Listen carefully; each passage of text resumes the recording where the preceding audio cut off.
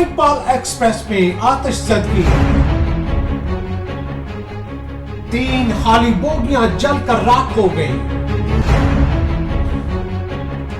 जानी नुकसान की कोई इत्तला नहीं। रेस्क्यू 1112 का अमला, रेलवे हुकाम आग बुझाने में मसरूफ।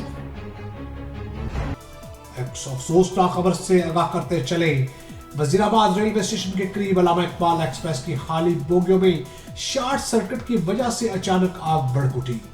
3 बोगियां जलकर खाकसर हो गई।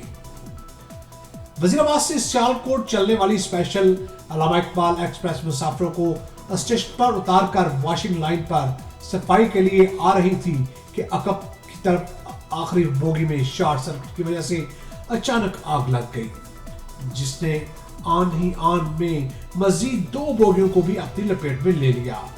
वाकया की इत्तला मिलते ही रेस्क्यू 1112 का अमला और रेलवे हुकाम आग बुझाने के लिए मौका पर पहुंच गए, जिन्होंने फौरी तौर पर इंजन और बागी बोगियों को ट्रेन से अलग कर दिया।